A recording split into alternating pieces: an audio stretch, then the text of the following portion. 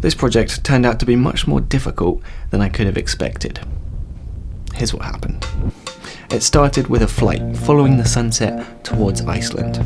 With us was Anastasia, who filmed most of this video, and then there was Ian, here using an absurdly large device to take photos, Stefan, making the most of Iceland's long midnight sunsets, and Will, who seems to like posing in front of things. Now those three typically do things like this, but they wanted to do something on a much larger scale and film it. That's where I got involved. Now, it quickly became clear that like most projects, this was essentially going to be a series of problems that we had to solve, starting with how can we write a huge message in the sand? Where can we actually do that?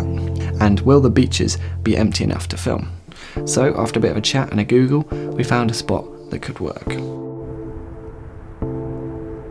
Fortunately, the beach was completely empty, and we'd got some rakes to use for writing, so we'd solved the initial problems, but don't worry, some new ones took their place very quickly. First, the drone's gimbal stopped working before we'd even filmed anything. Turned out that a single grain of sand was stuck inside, but once that came out, we were okay. Then one of the landowners came by, and when we told him what we were doing, he said, "You're pulling my leg." After chatting for a bit and assuring him that we'd smooth over the sand before we left, it turned out he didn't mind us being there at all, but he just thought we were a bit odd. So he left and we went back to our test drawing, and that was when we realised that the sun had dried it out completely, so it was barely visible. That was not something we'd accounted for, so we all just hoped that it would be cloudy the next day. But you've got to be careful what you wish for. So the sand is absolutely perfect at the moment. It's when you put the rake through, it stays wet and it's just perfect for drawing in. But that does mean that we get absolutely soaked, and it's windy, it's rainy, which means all the camera gear is getting wet. We can't fly the drone. So it's going to be a challenge. Hopefully the rain will stop, because otherwise, I don't know what we'll do. It turned out to be a waiting game. And when you've got 19 hours of daylight, waiting is the one thing we could do. To cut a short story shorter, the rain stopped. Dry, but super windy. And we hope the sand is still wet enough. And we hope that the tide is also good. We have no idea. We hope no cars come. It's going to be the perfect. And we hope. My goodness, it's cold. So we headed out again for attempt number 3, mapping out a huge rectangle in the sand so the guys could start carving the letters. We were visited again by our fisherman friend. Have a good trip, guys. The sand lettering was really coming together, and then... It's raining again.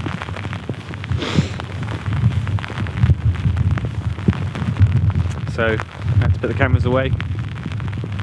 Can't really fly the drone in this weather. It's too wet. So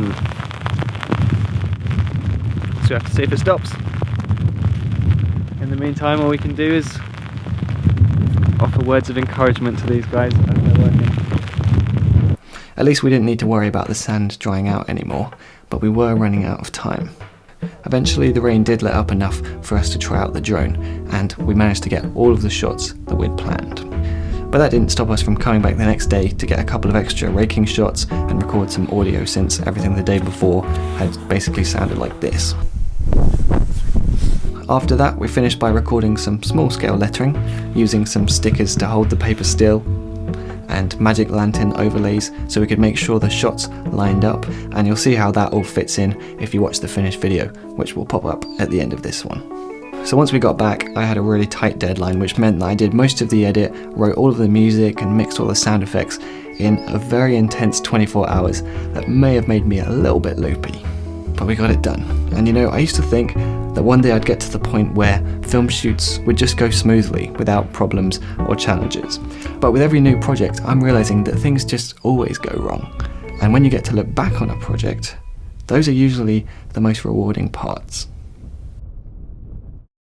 Now, I'm honestly grateful to Skillshare for sponsoring this whole project. They completely trusted us to go out and make this thing, and we basically just had a good time. So if you'd like to check out the 2-month trial of their educational content, then the link below will allow you to check out the in-depth classes that they have on all kinds of creative things. So if you want to, you can check it out for 2 months, and then you can even cancel the trial so you don't get charged a single penny. So link in the description, and you can also check out the video, the final video, the lettering project, which is finished now. So I'd like to hear what you thought of that. Alright, see you next week.